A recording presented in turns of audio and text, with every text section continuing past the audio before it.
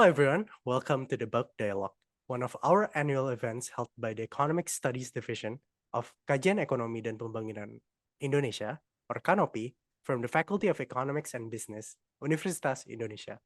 I'm Bowo. And I'm Aiko Putri, and we're both economics undergraduate students and part of the staff of the Economic Studies Division of KANOPI, an economic students association from the University of Indonesia. We will be hosting this very first book dialogue for the year of 2024. This book dialogue is a discourse that focuses on dissecting incredible writings in books. This will be done by inviting renowned book writers who have contributed to a recent outstanding output on economics. Because of the COVID-19 pandemic, the book dialogue has changed its interactive format into a podcast. This format has been chosen due to its capability to reach a broader audiences during the period. Even though most of the world has reverted back to its pre-pandemic way of life, we found a new use for this podcast format. It enabled us to discuss with renowned economists outside of Indonesia, just like Professor Ija here. Yes, in this book dialogue, we will discuss a book titled Periphery and Small Ones Matter, Interplay of Policy and Social Capital. This book, authored by Professor Iwan Jaya Azis, was published with Bank Indonesia and is open access to everyone to read. As it's written in the book's foreword and book's description, this book expanded on Boyka's theory of social dualism by taking it in context of today's environment, especially in Indonesia. Right. This book specifically focuses on the context of Indonesia and how it is evident the dualism and inequality as how it is manifested in interregional disparity and small enterprises. And now, our speaker for this podcast is the author of this book, Professor Iwan Jaya Azis. He is currently the professor of emerging markets in the Dyson School of Applied Economics and Management, and was the director of Graduate Studies Regional Science Program from 2005 to 2010 at Cornell University, where he has taught since 1992. He is also a visiting professor in Japan, Australia, Singapore, and Indonesia, especially in FEB Universitas Indonesia. He consulted several governments and organizations in Asia and has headed Office of Regional Economic Integration at ADB and many more positions and awards. First of all, thank you very much for taking our time to talk with us, Professor Ija, and Happy New Year to you. How are you today? I am fine. Happy New Year to all of you, and thank you for inviting me. I'm glad to be here. Okay, that's good to hear, Prof. Okay, let's just start on talking about this book. Would you tell us what's the backstory and the perspective you had behind this book and actually the research behind it? Excuse me, let me adjust first the volume because your voice is not loud enough. So, okay, if you don't mind, can you repeat what you just said, please? Okay. Would you explain to us what's the backstory and the perspective you had behind making this book and especially the research on it? Oh, I see. Okay. Well, I mean, it all depends. I can tell the detail or just, the key points here. Let me try with the key points first. And if you still have further questions, feel free to ask, okay? Basically, it started in 2018, okay? So 2 years before COVID.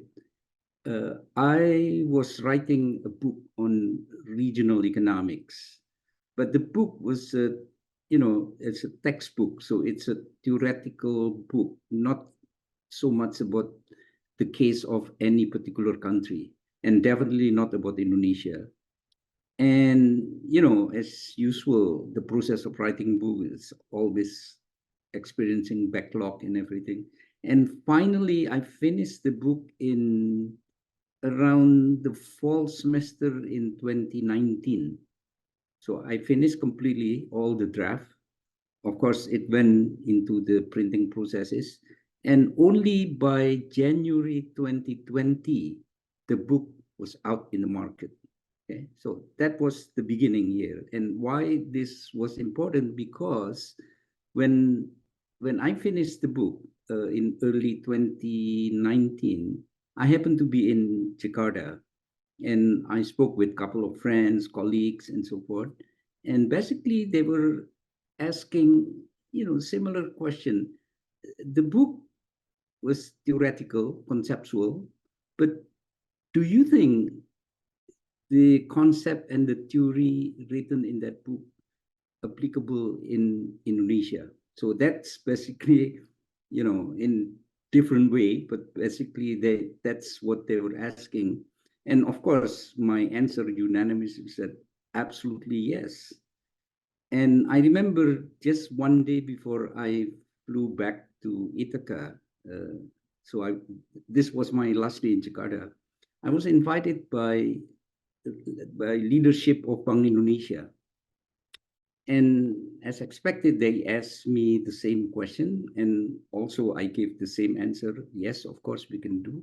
And they were interested to sponsor a new book about the applications of that book on Indonesia. So that was really the trigger.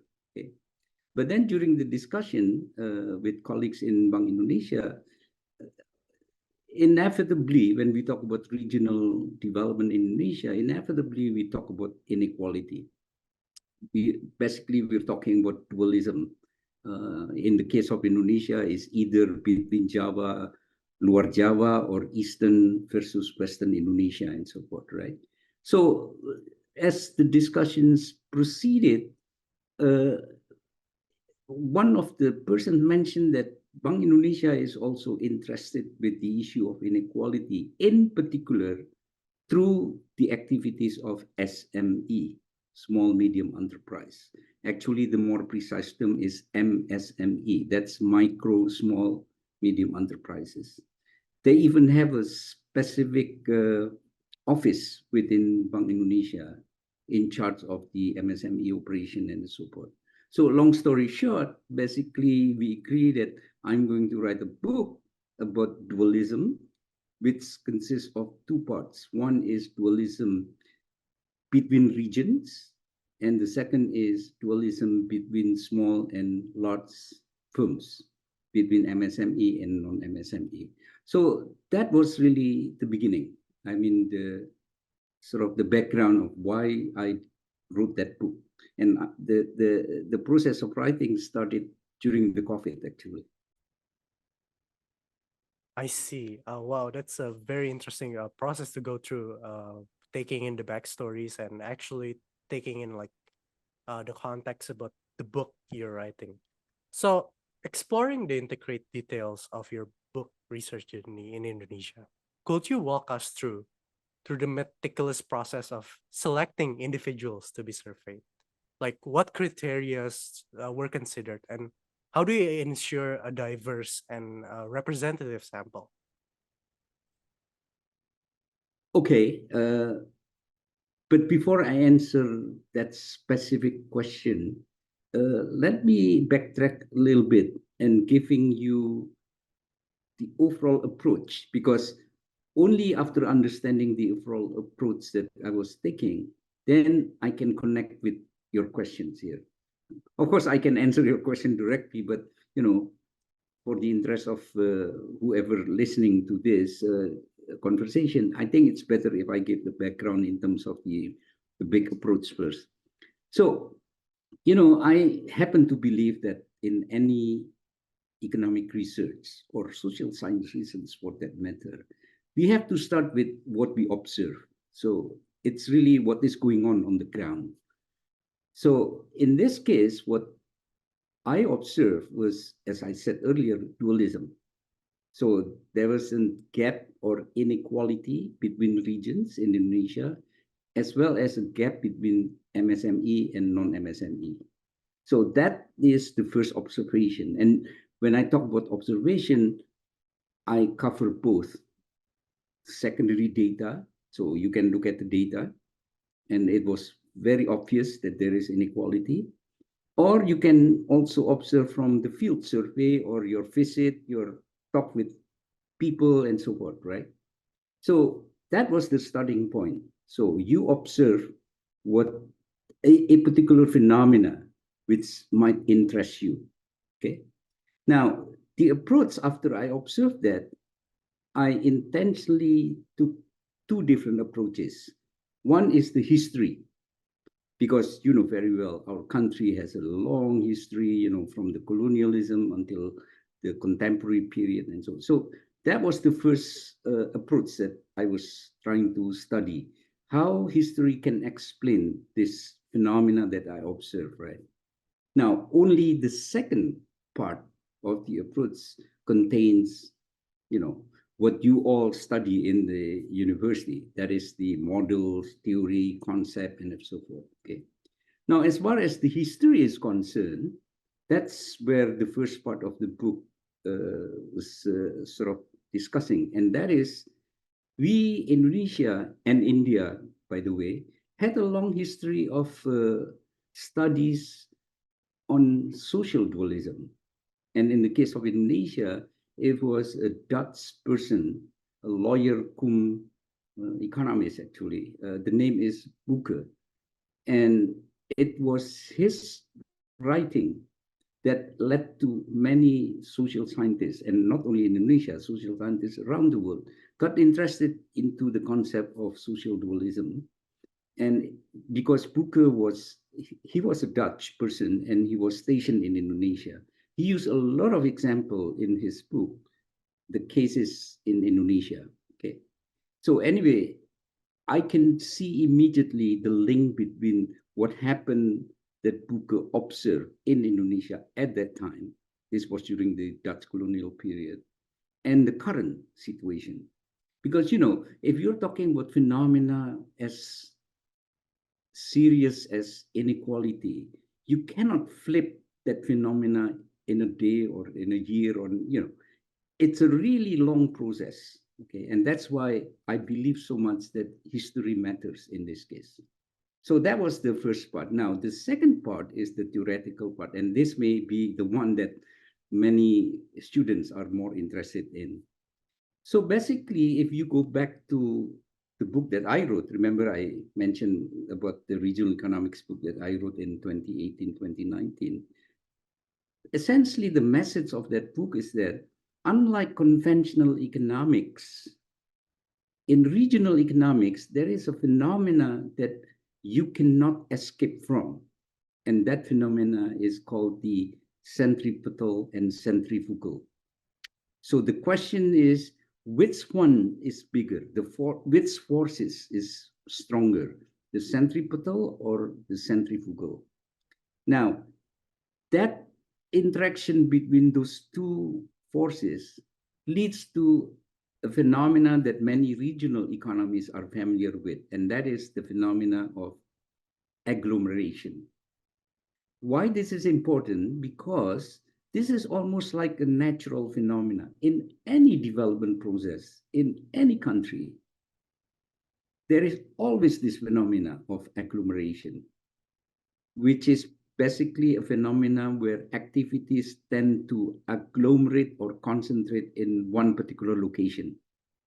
And since then, many economists have written about, you know, the pluses and the minuses, but basically they identify the pluses of the congregation or concentration. Michael Porter, for example, wrote a lot about, you know, the advantage of having clusters. So if you do business, don't do it separately, but do it together, because by doing business within a cluster, you gain what they call the external economies. You know, in practical speaking, maybe you can have a joint purchase of inputs. You can have joint selling of your output. You can get the joint information and so forth. So many advantages, many positive things can happen if you work together. Okay. Now, when you put together the history and this concept of centripetal, centrifugal, and agglomeration, there you are. So what I observe, which is the dualism, inequality, and so forth, can easily be explained why it happens in Indonesia. So that's the background. Now, the conclusions after I found out is that it turns out that there are many policies or intervention trying to reduce that inequality. Again, I'm talking about two types of inequality between region and between MSME and non-MSME, was not effective, meaning that it fails to reduce the inequality. In some cases, it even worsen or exacerbate the inequality. And I found out one of the major reasons, not the only one, but one of the major reasons is the disconnect between what the social planners are trying to do through their policies and what, in the case of SME, what the MSME think. So there is a gap there. And that gap is basically can be summed up into the social capital. So when social planners are making policy by ignoring the prevailing social capital, that's what happened. There is ineffectiveness of the policy. And that's why one of the key messages of the book is do not make policy without regarding what is the prevailing social capital. And this applied to both in the case of MSME as well as region. So we are talking about, let's say, Indonesia Timur, which is generally like behind regions, right? So consider their social capital in that area, in that regions. And then, of course, when we talk about social capital, we inevitably also talk about the role of institution, because social capital is part of the institution. So the bottom line here is that most of the inequality happening in Indonesia is because of the institution, not so much about the policy, but because of the institution, then many policies are ineffective. So what is the solution if that is the case? If this is really the case where there is a gap between policies and what is the prevailing social capital? To me, the solution is simple. Ask the people directly. And that leads to your question. I need to interview. I need to talk directly with those people. Okay, now your question is about how do I decide those respondents, right? The answer is I'm more interested with the micro. So not the SME part, but the M, the first M, the micro one. In fact, more than 90% of the respondents in that book were really the micro, not so much the small and medium, but micro, okay? Because what I was telling you earlier about the gap is more prevalent among them, among these micro enterprises. So that explained why I picked them more than I picked the medium or the small ones, okay? Now, unfortunately, the locations of these micro enterprises are spread all over Indonesia, and many of them are outside Java. And another unfortunate event is, of course, the COVID itself, because we originally planned to go to particular region and so on, but because of COVID, we conducted all the interviews through Zoom, okay? And that itself is also, pose challenges, because doing field research using Zoom and field research by going physically to the regions are two different things. So I learned a lot about that. In fact, I'm writing another paper about conducting research using Zoom. So that itself is maybe an interesting topic. Okay, thank you very much. Additionally, like you said before that you use Zoom in taking on surveys, right? Is there any unexpected challenges or even unique problems that arose because you use that Zoom, or even using Indonesian surveys? The answer is absolutely yes. Problems are plenty, okay? And I don't know where do you want to start? The easiest one to start about problem is really technical problems, because very well not all regions in Indonesia, especially in the remote areas, have, let alone internet, even electricity. They didn't have the electricity, okay? So when that is the case, what we did is we tried to use telephone, because even though there was no electricity in that particular village, for example, but we managed to contact them through the telephone. Another approach, but this is very minimum because I personally do not like this approach. But when things are, having no other alternatives, you have to do it, and that is bringing them to the particular location. And in this case, I thank the Bank Indonesia, because Bank Indonesia has many branches around Indonesia, right? So we can bring some of the respondents to the Bank Indonesia office in that particular areas, and then we do the survey and so forth. So that is the most sort of feasible constraint, actually. But there are many other constraints, but I'm afraid if I explain this, it will be hours, because the constraint is both practical as well as conceptual. Let me just mention one thing. When you rely on human perception, when you do research, you have two types of information or data that you can use. One is secondary data, statistical data you collect from, various sources. But the second is primary data. And in my case, is of course using primary data. And that means I'm relying on the perception of these respondents. And that's where both technical and non-technical issues arise. Because when you rely on human perception, you have to understand how is the working of the brain, human brain, right? The firing of the neurons and how the neurons interact or communicate with human nervous system. That itself is a physical phenomena, because there's a lot of molecules, spread out and everything, dopamine, serotonin, and all kinds of things. These are all physical, but it is important to understand that because of that physical phenomena, it translates into the synthesis of the outcome. And that's where the perception comes in.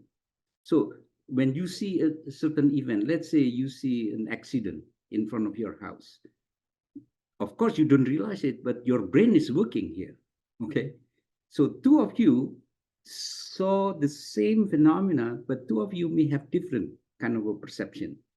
It all depends on all the process that I was telling you a few seconds ago, how it works, okay?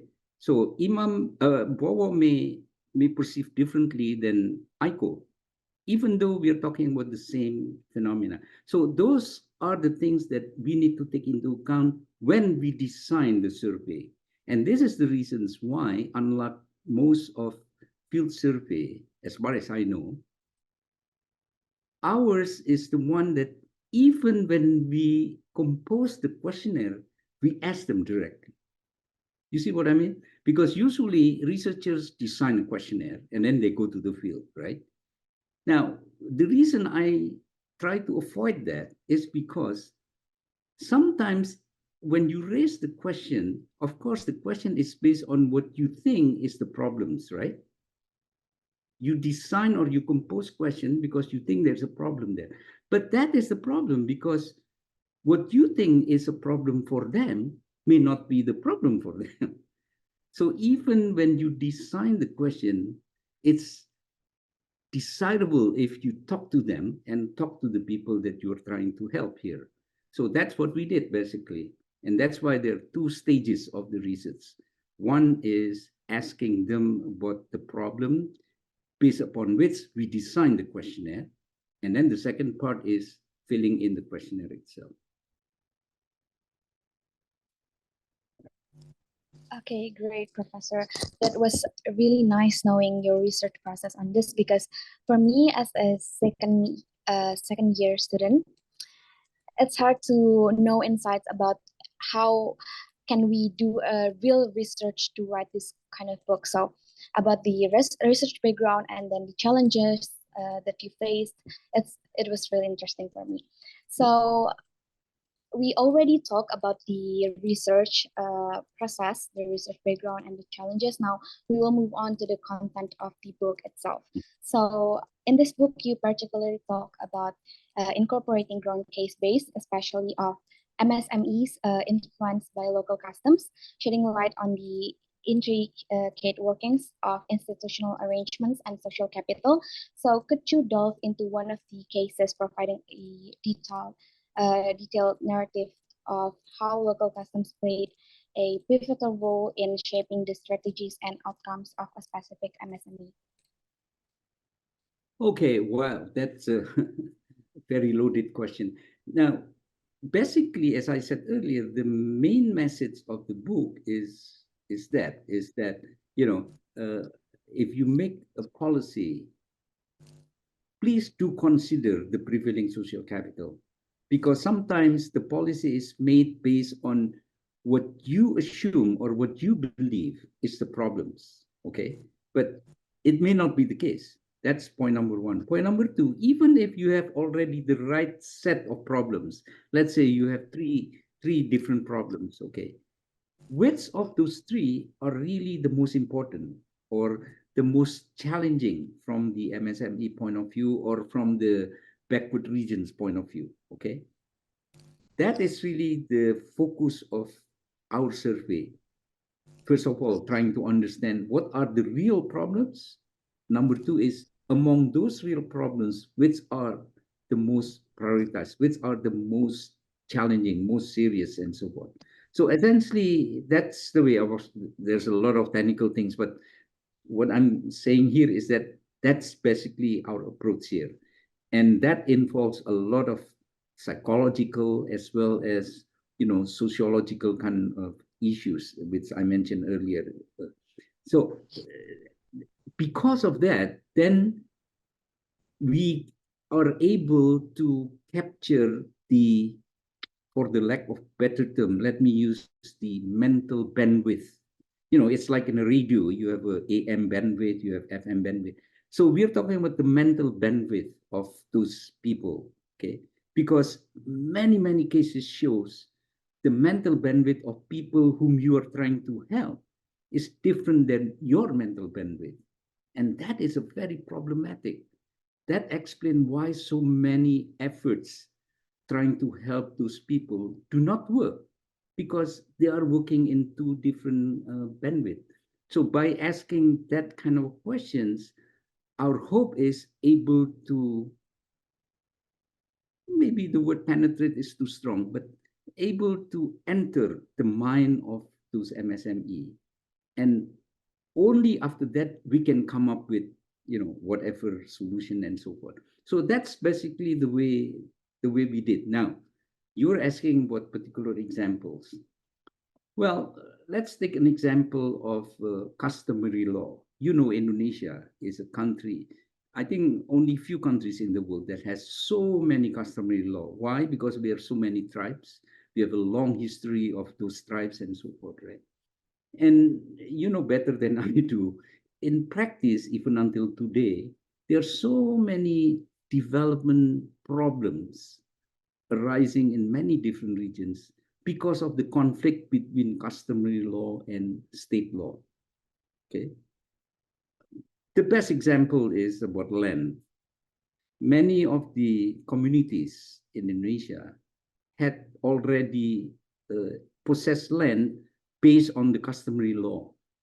But then the so-called modern state law said differently, and that particular land is part of the state land.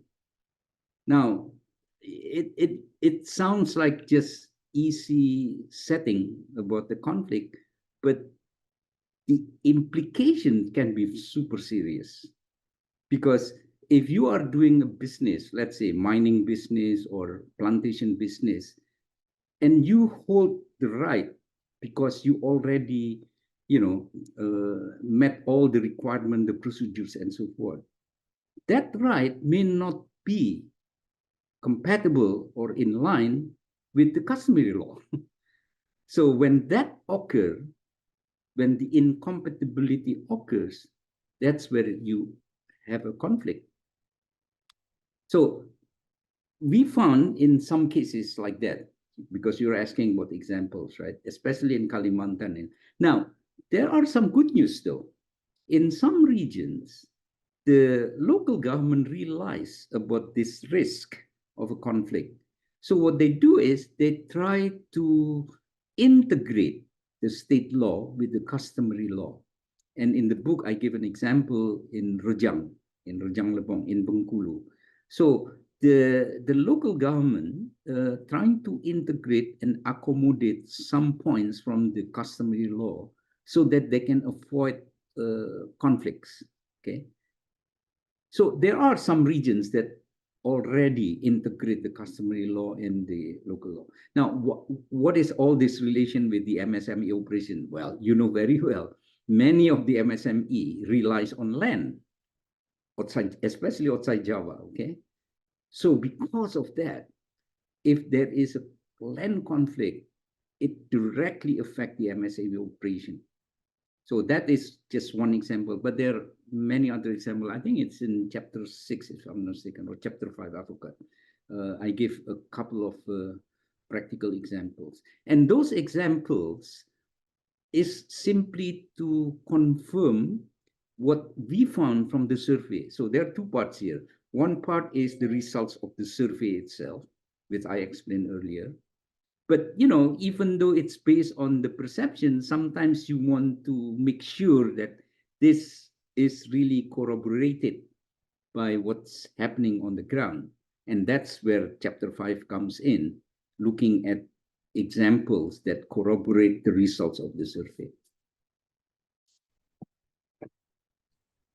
All right, you already mentioned a lot of insights here about the examples itself, like the conflict of customary law and state law, and then the land conflict and so on. So other than that, were there any unexpected insights gained through the exploration of these real-world scenarios? Well, I'm not sure if it is unexpected.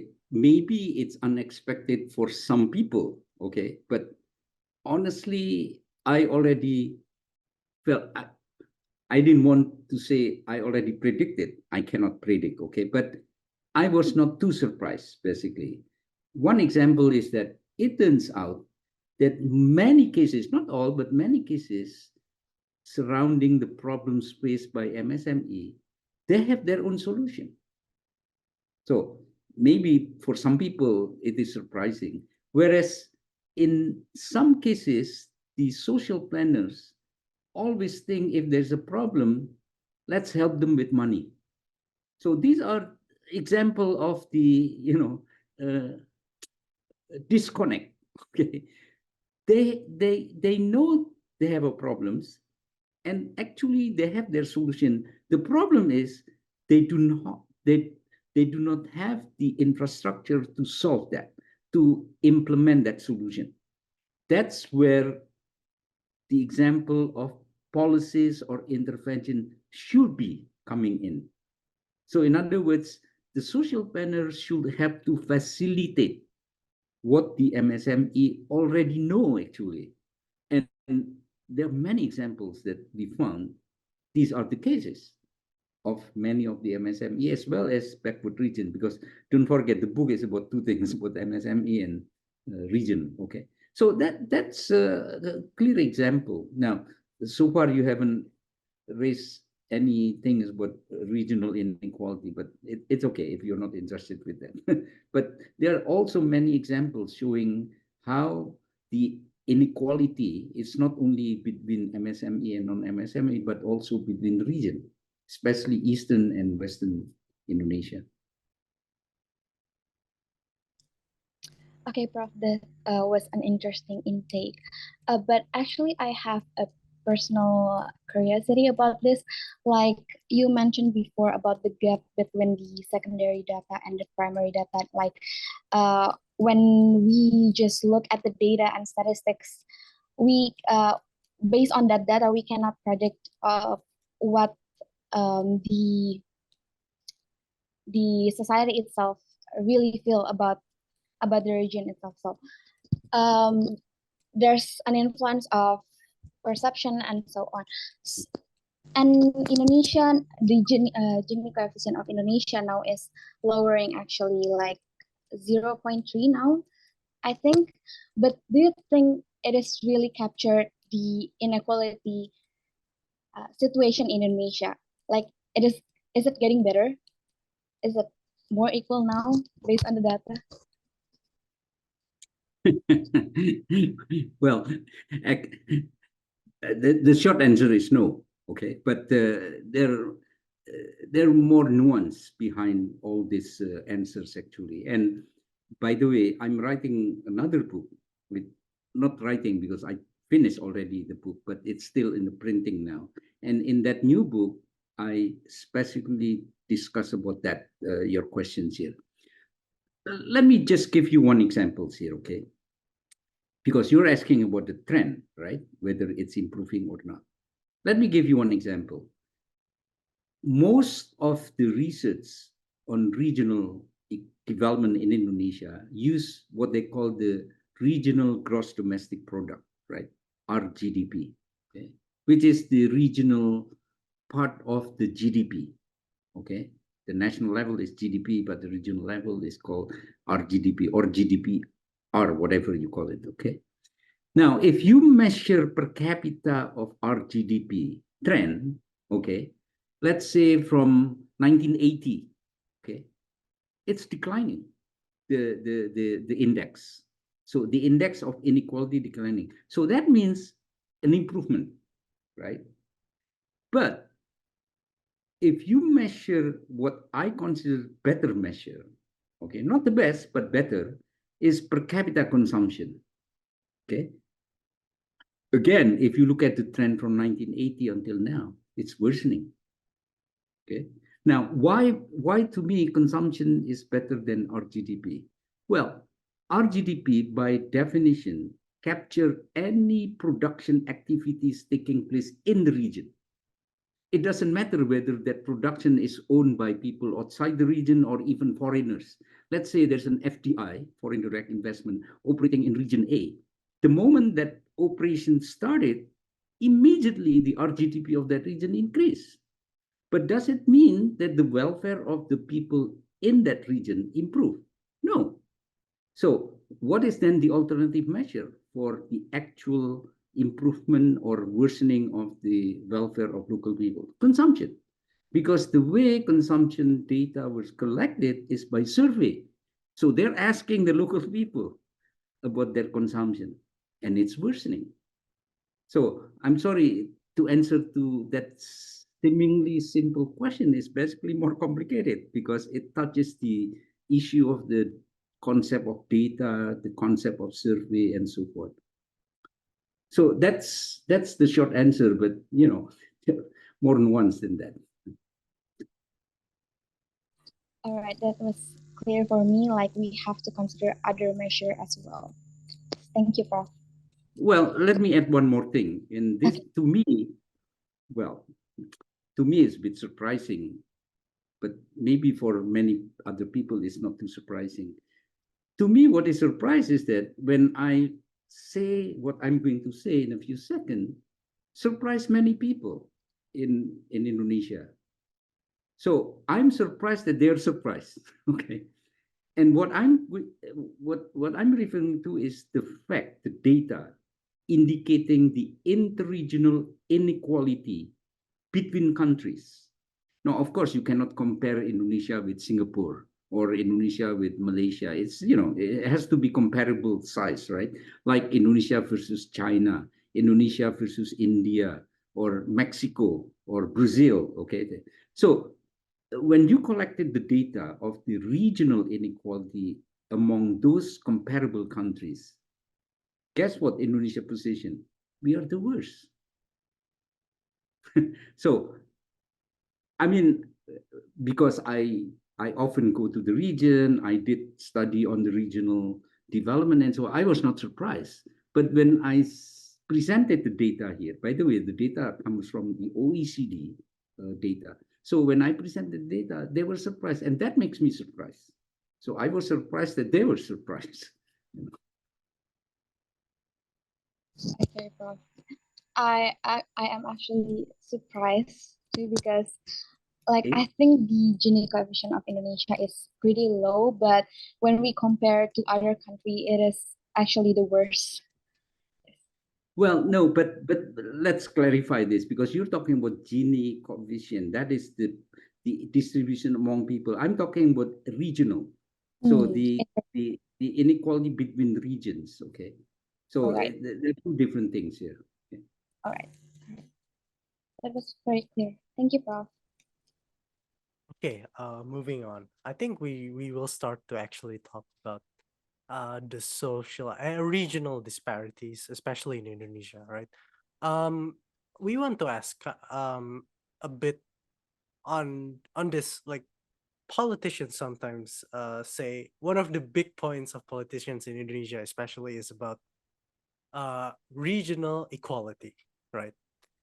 Do you feel that in this past few years, the government has taken steps that is, based on your findings, good for regional equality, or matter of fact, it actually worsened the regional equality of between those regions?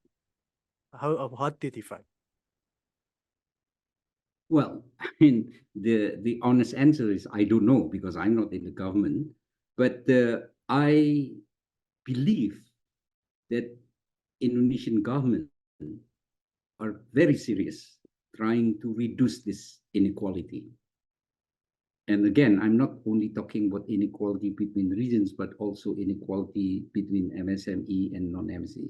They're very serious.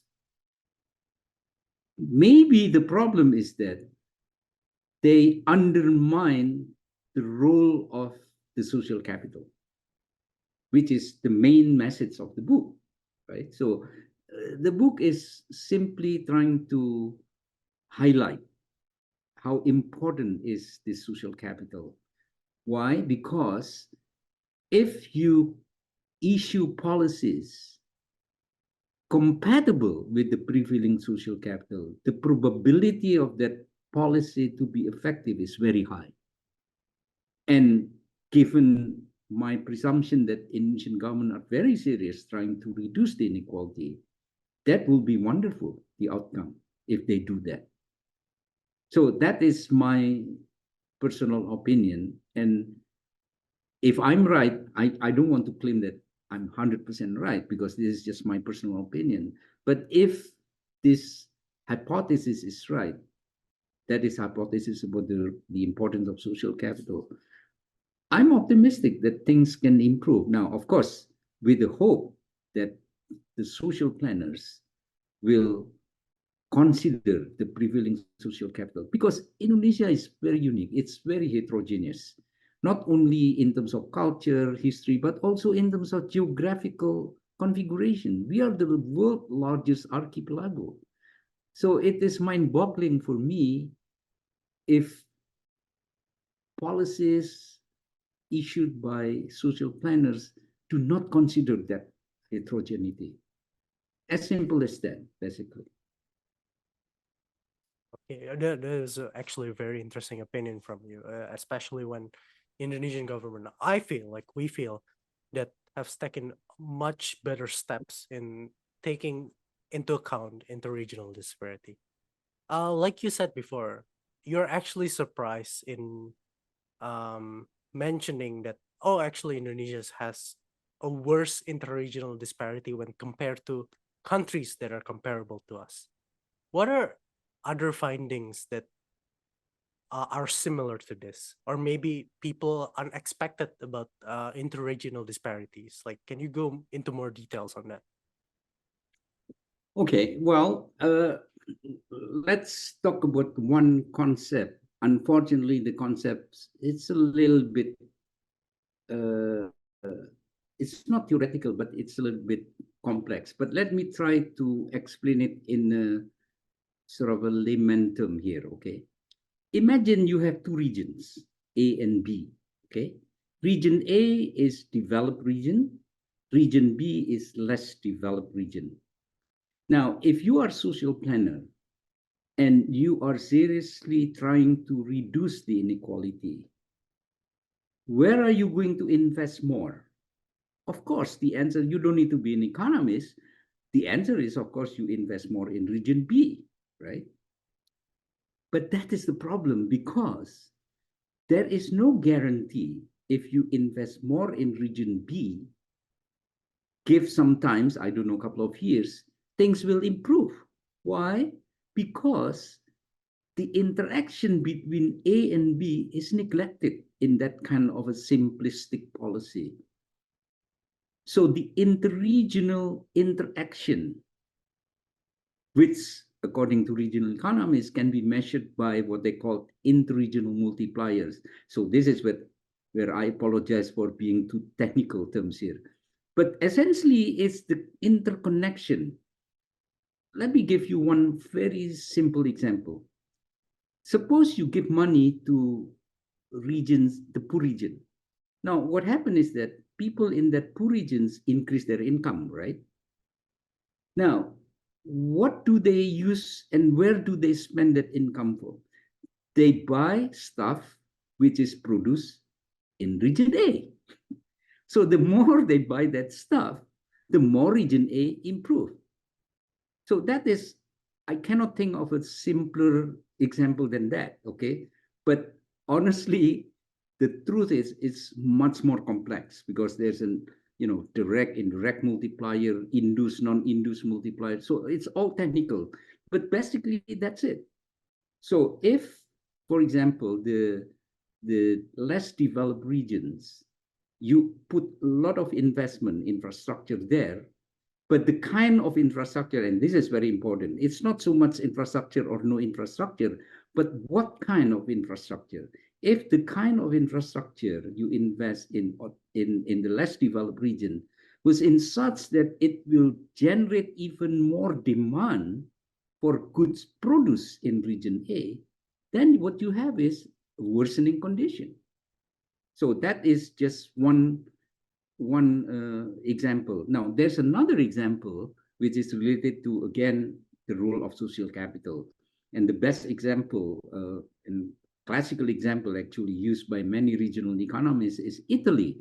Why the gap between North and Southern Italy was so big, and it has been like that for 100 years. It's not that the Italian government did not want to do anything about it. They tried to invest more in the southern part and so on. But the answer is mostly because lack of social capital. So that is a classical example of a policy neglecting the role of the social capital. You're right. I think, yeah, like you mentioned in the development economics class, there's this paradox of like investing more to least developed regions actually worsening the condition, like you said before. So maybe we move on to another question by Aiko. Okay, so that was really clear and fascinating. I want to ask another question. Can you elaborate any problems that you can propose to aspiring economists to explore, especially as students? Because from this conversation only, I already gained a lot of insights about the interregional multiplier, and then how the policies issued disconnect with the real problem itself, and so on. And you already provide us so many examples to understand. So can you propose to aspiring economists for us if we want to do any research? Okay, well, let me just give you one, and then the second one is a question. I hope you don't mind to answer my question later on, okay? So the simple message from me is that if you do not know what is behind the wall, go behind the wall. Very simple message. As an economist, you want to know something which you don't know. Of course, you don't know, because otherwise, why you do the research? Why you try to investigate? So you don't know about issues that you are trying to investigate, right? So if you don't know what is behind the wall, go behind the wall. So what does it mean? That means that do not come or, begin with what you learn in a classroom, what models I learned, what theory I studied, what concept I read in the book. Don't start with that. Go to the field, go to where the problems exist. Try to understand first what's their problems there. Okay. Now, while you are doing it, make sure you are not imposing what you believe.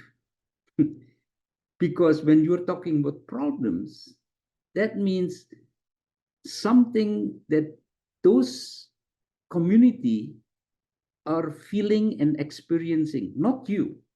You are only observing. Okay. So this is what I meant by trying to penetrate their mind earlier when I said that, right? Trying to, you will never be able to equate, okay? But trying to approach their mental bandwidth. So in other words, immerse yourself with them so that you are in the same mental bandwidth. And only after that, then you can use all your expertise, because maybe the difference between that community and you know about some concept in economics, some concept in accounting, some concept in business management or whatever, okay? But don't start with that. What I'm saying is that start with immersing yourself with their mind, and only after that you can use your sort of technical expertise, okay?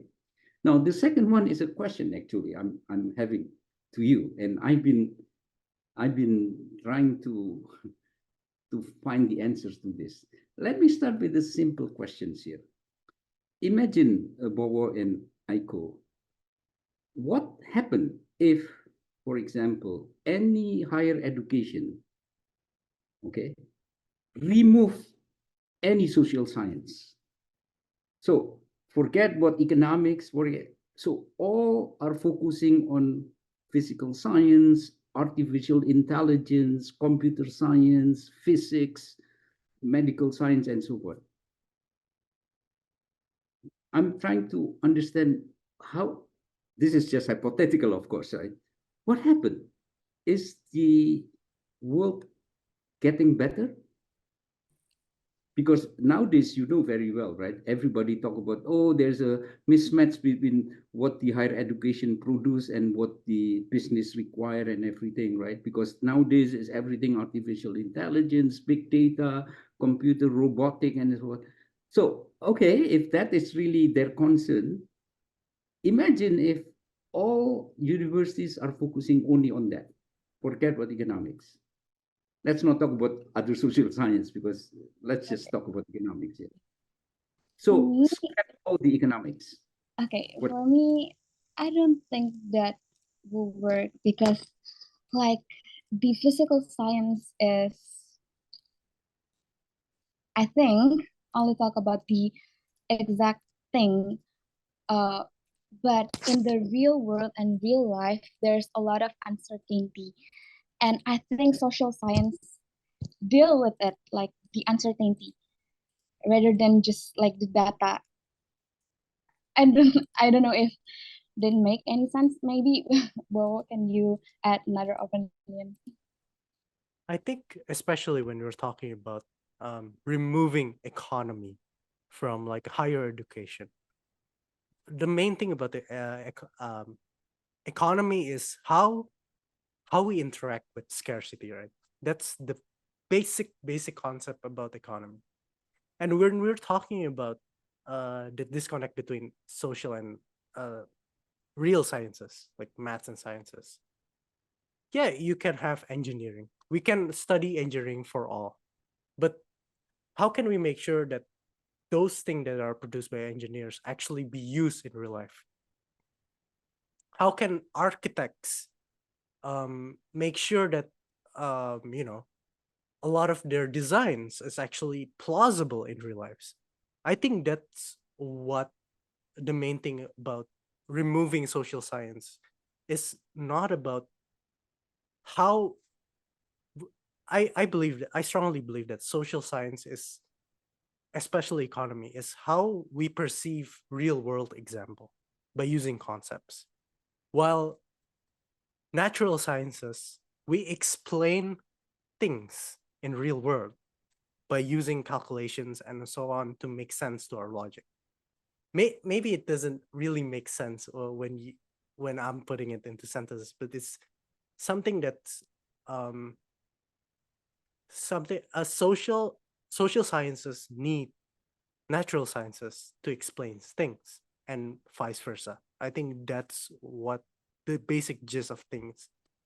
What will happen if like social science actually be removed from higher education? Okay, so I'm hearing from Aiko about uncertainty, right? And I'm hearing from Bowo about implementation. I mean, whether an architect or an implementation and so forth. So in other words, more applicable, right? That's your point, Bowo. All right, and I buy those too. There are many others, but I buy those too. So that means, logically speaking, related to my question, that means the presence of economics education, okay, should help students to fill in that gaps. Now, what we talk is only two things. One is uncertainty from Aiko, and second is about applicability, right? I fully agree with that. And I congratulate you for raising these issues, okay? Now, my last point is, can I appeal to you, well, not just you actually, everybody and all students, as yourself, when you are studying economics, okay, in whichever university, do you feel you fulfill those two things?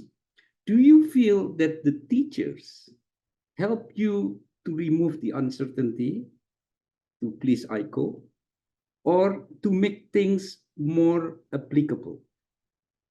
That's all I'm asking you or appealing to you. I think you are all in a position to ask that question. That's what I meant here, okay? Ask your questions, whether or not you're not wasting your time. I mean, just studying for the sake of studying or just for the sake of getting a degree. But seriously, you try to improve the society condition and everything, right? And today, I'm hearing only two things. One is uncertainty and second is applicability.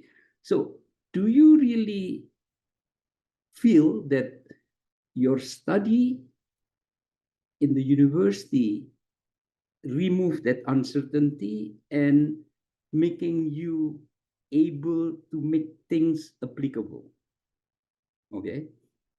I don't want you to answer the question. Answer yourself. I mean, I'm just raising this to respond to your question, Bobo, earlier about, or I forgot who asked, either Bobo or Aiko, about what is the message that I want to sort of convey to all of you, especially to students. Ask yourself about that, okay?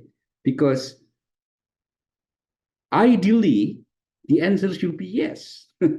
Ideally, you should feel that what you're studying is really fulfilling those issues. By the way, many other issues, because I asked same questions to other people. If Stefan is here, he knows that I asked the same question to my TAs here. And then I asked the same kind of request. Ask yourself, do you really think what you study fulfill that gap? I don't know if I'm answering your. I think it was Aiko who asked the questions about me sending message. I don't know if this is a message, Aiko. We've got a really good point in the like basically go behind the wall and explore things outside the class. I think that's a point of doing a research. I really agree with you. So, um, thank you so much, Prof. Ija, for answering our questions. And we have talked in length about the research process of how this book came to be and explore a bit on what some of the problems that this book really covers on. So, Prof. Ija, do you have any final messages you want to say to us or our listeners? No, let's just hope, first of all, Happy New Year, and let's hope 2024 is much, much, much better than 2023. Hopefully, so. Yes, let's do hope so. 2024 is to be more meaningful and worthwhile year for all of us. Thank you very much, Professor Ija, for your time today in this book dialogue. And with that, marks the end of this year's book dialogue. To listen to more discussions about economics affair, don't forget to subscribe to Kanopi on Air on Spotify, YouTube, Google Podcasts, and other platforms. I'm Bo. And I'm Aiko Putri signing off from this book dialogue. Thank you for listening.